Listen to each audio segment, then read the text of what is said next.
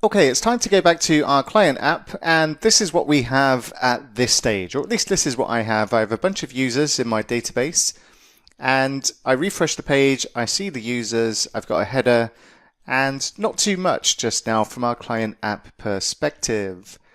And if you're not seeing your list of users and you're getting unauthenticated, then perhaps inside your users controller in your API, you have this endpoint as authorized.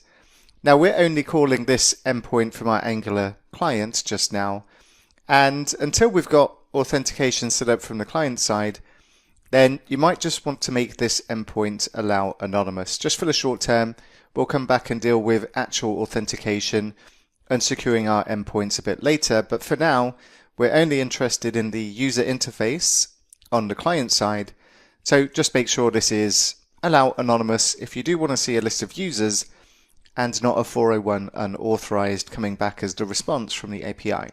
Now we're going to create a navigation bar first of all in our client-side application, and we're going to cheat a little bit to get a little bit of help with this. So I've just come to getbootstrap.com. I'm going to take a look at their examples and take a look at what's available inside their snippets. And I just want to find something that already has a navbar that I can utilize for our application, preferably with a form as well. And the carousel has a form inside the navbar. Let's take a look at this one. And this one looks fine for our needs. So I'm just going to right click and inspect on the navbar and take a look at the code that makes up the styling for this. And we just want to copy everything inside the nav. So I've just highlighted the nav. I'm going to right click and say copy elements. And I'm going to store that in my clipboard.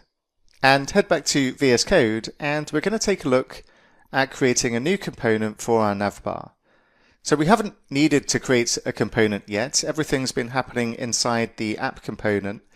So I'm just inside a new tab. I've got my client app running, of course. I'm inside this new tab, and I'm at the level of my client folder. And we can use our Angular command line interface to help us create components. And we can use the ng-generate to do this. And if I just type in ng-generate-h, then I'll get a list of different things that I can create. And it's not -h, it's --help is what I need to use to see this. And this gives us a list of the different things that we can create in an Angular project, and there's a whole bunch of different Angular features that we can use here. Now we're going to start with creating the component, and each of these commands has an alias, or most of them do.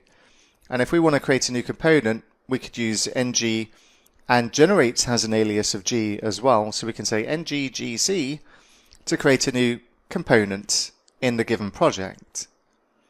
And we've got a whole bunch of other things that we're not going to talk about right now, but there are other things this can create as well. So I'm just going to clear this window and say ngg for generate and c for component. And again, just check the help in this one. And this gives us context help. We can do various things when we create a new component, a lot of different options. And we can also do a dry run to see what it is going to create when we do this. Now, typically what we'll do, if there are tests that come along when we do generate a new component, then we are going to skip this so that we don't populate our components with noise when we do create a new thing in our application. Now, because of the nature of our project and Angular 16 onwards, then components that we create are going to be created in standalone way. We've got the default set to true for standalone inside here as well. So anything we create is going to meet that requirement too. So let's take a look and actually create this component. So I'm going to say ng-gc, and I'm going to call a component nav. But first of all, let's just do a dry -run just to see what this does do. And if we implement this or actually execute this, then it's going to create 4 files, including this spec file. And as I mentioned, I don't want that in the project. So what we can specify as well is --skip -tests and press return, and it's going to create 3 files: the component file, its template, and its CSS file. and it's going to create it in the app folder. So that's fine. I'm just going to remove the dry run and accept this new component creation. And now we can go and take a look in Solution Explorer. And because it's our client app, we need to be inside the File and Folder Explorer. And if we take a look in Source, we take a look in App, we now have a new folder called Nav. And inside here are our 3 files. Now I'm going to start with a nav component HTML because I've still got the HTML from Get Bootstrap that I'm just going to paste inside here. And there we go. Now we've got a navbar. Obviously we need to make some changes to this. But let's take a look at how this looks when we use this. Now we're going to add our nav component to our app component. So I'm going to open up the app component HTML. And inside here, instead of the title, then I'm going to use our nav.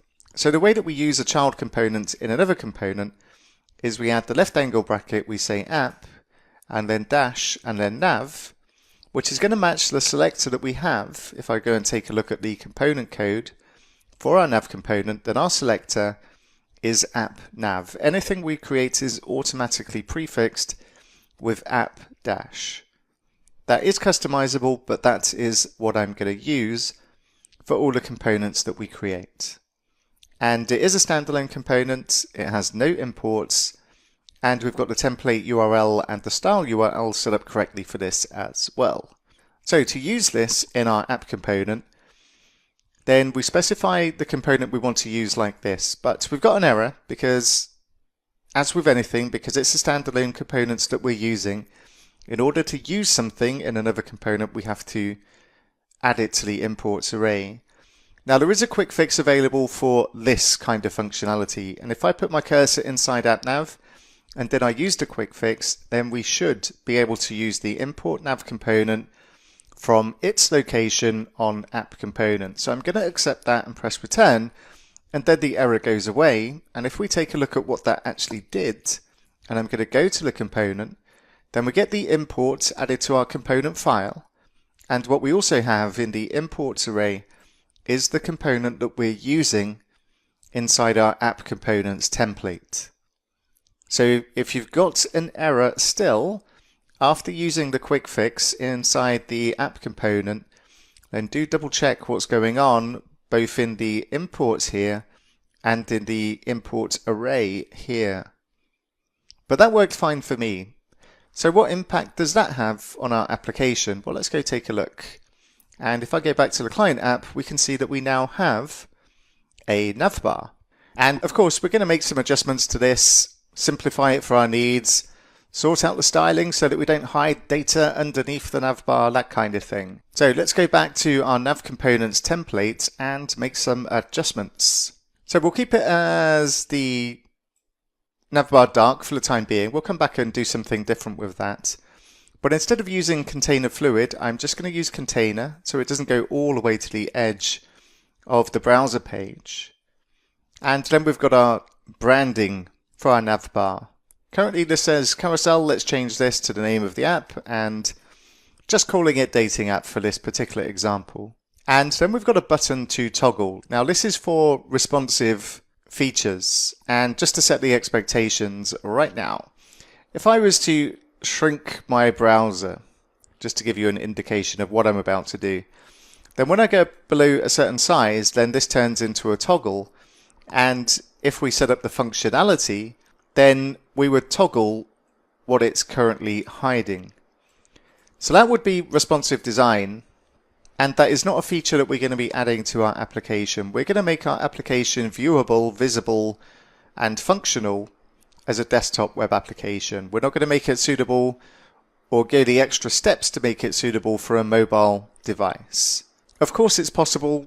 Bootstrap is designed as a responsive type of framework, and we could add responsive features into it. But that is a step I'm not going to take on this training course, because that does add a fair bit of CSS that we'd need to tweak for every single component that we add, and it's just not something I'm covering in this particular training course. So we're going to remove any responsive type features in our navbar.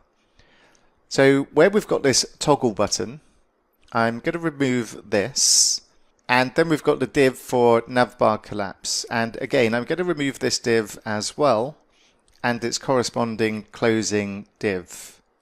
And the goal here is just to simplify things as much as possible so everything is as clear as possible about what we're doing here. So then we've got our unordered list that contain our different links, and we'll update these. And instead of home, I'm going to specify matches inside here. I'm going to remove any stuff we're not using right now. So this ARIA current and href, I'll remove that. And I'll also take out the active property from the nav link as well. And then I'll remove these two links. And I'm just going to copy this one that I've modified and paste it in twice more. And then just update the text, and I'm going to say lists for the second one, and then messages for the third one. And below this we have a form which contains an input for search, but we're going to use this for login, and we're going to take our username and password so the user can specify that in the navbar. So we'll remove the role property or role attribute. And where we've got our input class with the form control, we'll say type is text, or the default type is text, so I'll just remove that from there. And the placeholder, I'm going to say username, and also remove the ARIA label from there as well. And then I'm just going to copy this input down and say the placeholder is going to be for password, and we'll give it a type equal to password. So it hides the characters being typed.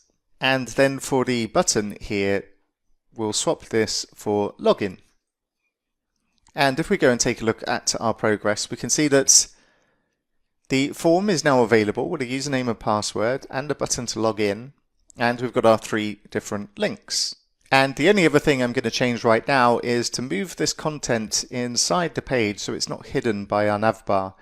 When we use a fixed navbar like this, then we do get this overlapping. It doesn't push the content down. It simply sits on top of any content. So we need to give this some margin. So I'm just going to go back to the app component HTML. And I'm going to put the unordered list here inside a div and cut the unordered list, paste it inside there.